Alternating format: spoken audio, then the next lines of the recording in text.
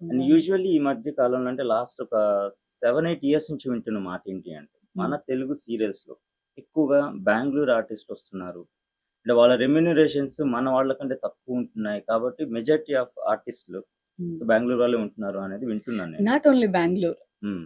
స్పెసిఫిక్‌గా ఓన్లీ బెంగుళూరు వాళ్ళే వస్తున్నారని మనం అనకూడదన్నమాట. ఎందుకంటే బెంగాలీ నుంచి తమిళ్ నుంచి హ్మ్. అండ్ హిందీ వాళ్ళు అందరూ ఆల్‌మోస్ట్ అందరూ వస్తున్నారు. ముంబై ఆర్టిస్ట్‌లతో సహా వస్తున్నారు. హ్మ్. అంటే ఇది మా తెలుగోళ్ళు ఎంతమందున్నా సరే ఫస్ట్ ఆఫ్ ఆల్ ఛానల్ వాళ్ళు అప్రోచ్ అయ్యేది బయట వాళ్ళకే. అది రీజన్ ఏంటి పర్టిక్యులర్‌గా?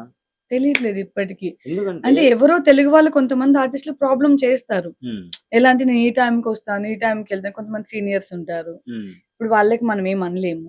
వాళ్ళకి ఇంత అమౌంట్ ఉంటది. ఫిక్స్‌డ్ అమౌంట్ ఉంటది. అండ్ నేను ఇగో మార్నింగ్ 10:00కి షాట్‌లోకొస్తా, 11:00 షాట్‌లోకొస్తా.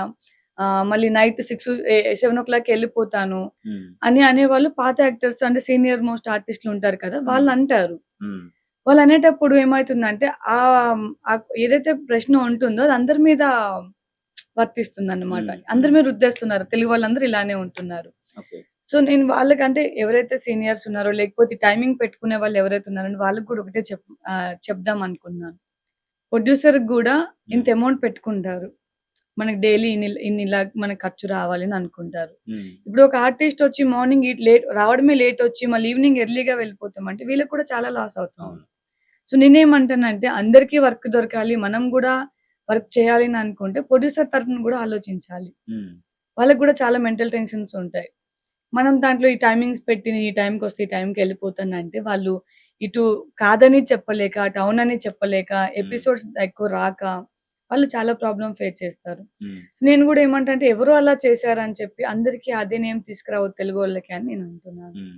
హ్మ్. సో, మీ కెరీర్ స్టార్ట్ చేసినప్పుడు డైలీ నాకు తెలిసినంత మటుకు 2 ఎపిసోడ్స్ పర్ డే చేసుండేవారు. లేదు 2 ఎపిసోడ్ కాదు. ఓన్లీ 1 ½ ఎపిసోడ్ చేసేవారు. హ్మ్. ఇప్పుడు 3 ఎపిసోడ్ 3 చేస్తున్నారు. ఎపిసోడ్స్ అండ్ ఒక్కోసారి 4 కూడా చేయాల్సొస్తుంది టఫ్ 4 కాంబినేషన్‌లో. అవ్వదు. హ్మ్. ఎప్పుడైనా నీడెడ్ ఉంది అనుకుంటే అప్పుడు త్రిబుల్ కెమెరా పెట్టుకొని 3 కెమెరాస్ పెట్టుకొని హ్మ్. 4 ఎపిసోడ్‌ల వరకు చేసే అవకాశం ఉంటుందేమో కానీ, హ్మ్. బట్ ఇప్పటి రోజుల్లో 2 ½ 3 ఎపిసోడ్ అయితే పర్ డే కంపల్సరీ. చేస్తున్నారు. ఓకే. హ్మ్.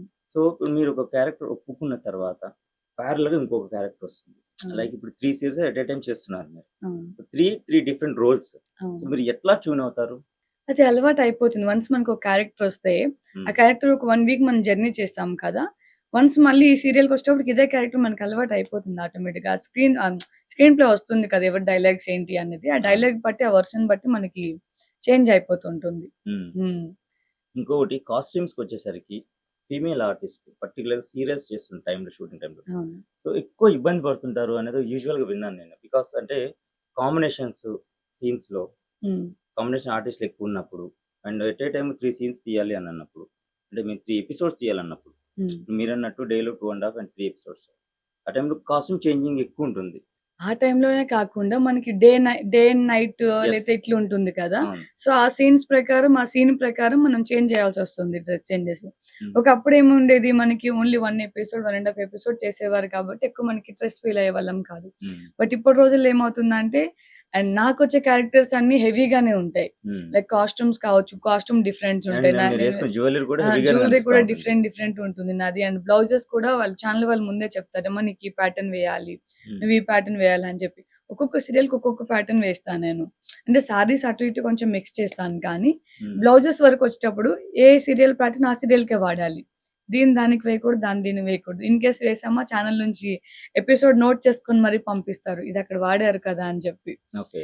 సో, నాలాంటి వాళ్ళకేంటంటే ఇన్‌కమ్ సరిపోకపోయినా హ్మ్. నేను నా గ్లామర్‌ని ఎలివేట్ చేసుకోవాలి కాబట్టి, హైలైట్ చేసుకోవాలి కాబట్టి, నేను నాకు నచ్చినట్టు రెడీ అవుతా. ఛానల్ వాళ్ళు ఏదైతే చెప్తారో ఆ పాటని యాజ్ ఇట్ ఈజ్ నేను రెడీ అవుతాను. హ్మ్. నాకొచ్చే అమౌంట్ దానికి సరిపోకపోవచ్చు. హ్మ్. కానీ క్యారెక్టర్ ఇంపార్టెంట్. క్యారెక్టర్ నేను బాగా లవ్ చేస్తానన్నమాట. హ్మ్. నాకు క్యారెక్టర్ ఇస్తే దాన్ని బాగా ఇష్టపడి చేస్తాను. ఓకే. హ్మ్. సో, ఇప్పుడు ప్రెజెంట్ సిట్యుయేషన్‌లో మీ రెమ్యూనరేషన్ వాటెవర్ ఇప్పుడు మీరు తీసుకుంటున్నారో హ్మ్. ఫిగర్ చెప్పక్కర్లేదు. ఓకే. సో, అంటే సిమిలర్‌గా ఉంటుందా? ఇప్పుడు ఈ జీ తెలుగులో చేసిన సీరియల్‌కి ఇది రెమ్యూనరేషన్. హ్మ్. మా టీవీలో చేసిన దానికి సేమ్. హ్మ్. అలా ఉంటుందా? లేకపోతే సీరియల్‌కి మారిపోతుందా కంపెనీ వైస్‌గా? సీరియల్‌కి మారిపోతుంది. మారిపోతుంది. హ్మ్. ఒకటేలాగా ఉండదు. హ్మ్. అండ్ అంటే ఇప్పుడు 'గుండమ్మ కథ' ఉంది. ఒక అమౌంట్ పెంచాము. అంటే ఒక అమౌంట్ పెంచి ఉంటాము. హ్మ్. జెమినీకి ఉంది. దానికి ఆల్రెడీ 'గుండమ్మ కథ' కన్నా ముందు మాట్లాడాం కాబట్టి ఆ ఫిగర్ అలానే ఉంటుంది. అన్ని సీరియల్స్ ఒకలా ఉండవు. హ్మ్. ఒక్కొక్క ప్రొడ్యూసర్ ఒక్కోలా ఇస్తారు.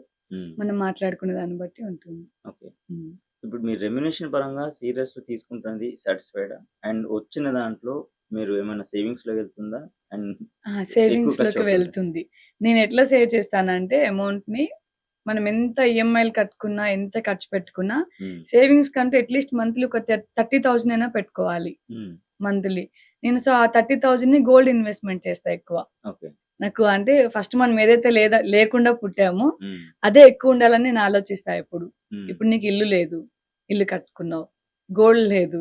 గోల్డ్ కొనుక్కున్నావు. సో, అలా ఏదున్నా సరే ప్రాపర్టీస్ మీద ఇట్లా ఇన్వెస్ట్ చేస్తుంటే మంత్లీ 30,000 పక్కా మనకొచ్చిన ఇన్‌కమ్‌లోంచి హ్మ్. 30,000 ఎట్టి పరిస్థితుల్లో తీసి పక్కన పెట్టేస్తాను. హ్మ్. హ్మ్. సో, హ్మ్. మీ కెరియర్ సినారియో ఓవరాల్‌గా మీ కెరియర్ గనుక పర్ఫెక్ట్‌గా చూసుకున్నట్లయితే అంటే ఒకసారి రివ్యూ చేసుకున్నట్లయితే ఫాదర్ తర్వాత మళ్ళీ మీకు ఆ ప్లేస్‌ని ఫుల్‌ఫిల్ చేసింది మీ హస్బెండ్. అవును. డెఫినెట్‌గా. సో, అందులో డెఫినెట్‌గా. డౌటే లేదు. డౌటే యాక్చువల్‌గా లేదు. ఎందుకంటే మీరు ఇంత సక్సెస్ అయ్యారు అంటే ఫాదర్ ప్లేస్‌ని రీప్లేస్ చేయగలిగే పర్సన్ వస్తేనే అవుతుందది. 100% అది. రైట్? ఇప్పుడు నేను ఆల్రెడీ ఇండస్ట్రీలో ఉన్నప్పుడే నాకు పెళ్లయింది. హ్మ్. సో, హస్బెండ్‌కి నచ్చలేదు అనుకుంటే బంద్ చేయాల్సిందే మనం. హ్మ్. స్టాప్ చేయాల్సిందే. కానీ తను ఎంకరేజ్ చేసి నాకింకా ముందుకు పంపించారు కాబట్టి ఆబ్వియస్‌లీ నేను మళ్ళీ ఇండస్ట్రీలో రన్ అవ్వగలుగుతున్నాను. లవ్ మ్యారేజ్ మీది. Love come arranged. సో, ఎక్కడ లవ్ స్టార్ట్ అయింది? యూసఫ్ గూడ చెక్ పోస్ట్‌లోనే లవ్ స్టార్ట్ అయింది. హ్మ్. యూసఫ్ గూడ చెక్ పోస్ట్‌లోనే పెళ్లి అయింది. అక్కడే సెటిల్ అయినాం. అంటే అరేంజ్ చిన్నప్పటి నుంచి ఒకటే గల్లీలో ఉన్నాం. ఓకే. సో, హ్మ్. చిన్నప్పటి నుంచి ఒకటే సో, గల్లీలో మనసంతా నువ్వే ఉన్నాము. టైప్ ప్రేమన్నమాట మీది. అంతేనా? మరి చిన్నప్పటి నుంచి కాదు. నాకొక 16-17 ఇయర్స్ ఉన్నప్పుడు హ్మ్. తెలుసు చాలా ఇయర్స్ నుంచి. బట్ అప్పుడు బాగా మాట్లాడేది, కలిసేది అంటే అప్పుడు. హ్మ్. హ్మ్. అండ్ 2 పార్టీస్ ఉన్నాయి ఇంట్లో. ఒకటి జనసేన, ఇంకోటి కాంగ్రెస్. కాంగ్రెస్. సో, హ్మ్. ఎట్లా మ్యాచ్ అవుతుంది? ఇప్పుడు మ్యాచ్ జనరల్‌గా అవుతుంది. ఇప్పుడు నేనేంటంటే పర్టిక్యులర్‌గా ఒక పార్టీ అని అనుకోను. జనసేన అంటే ప్రాణం పెడతాను. హ్మ్. పవన్ కళ్యాణ్ అంటే కాంగ్ పెడతానే ఆ! చెప్పండి. అదే. పవన్ కళ్యాణ్ అంటేనే ప్రాణం హ్మ్. పెడతాను. కాంగ్రెస్‌కి జస్ట్ సపోర్ట్ చేస్తాను. ఓకే. సో, హ్మ్. ఎందుకంటే హస్బెండ్ ఉన్నారు కాబట్టి. కాదు. హ్మ్. నవీన్ అన్న కోసం చేస్తాను. ఓకే. ఇప్పుడు ఎవరైతే నవీన్ అన్న గెలిచే ఎమ్మెల్యేగా ఉన్నారు. అవును. గెలిచారో, హ్మ్.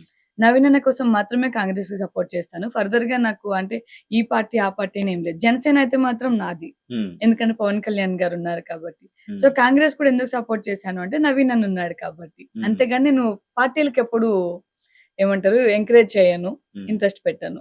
ఓకే. పర్సన్స్‌కి మాత్రమే ఇంపార్టెన్స్ ఇస్తాను. ఓకే.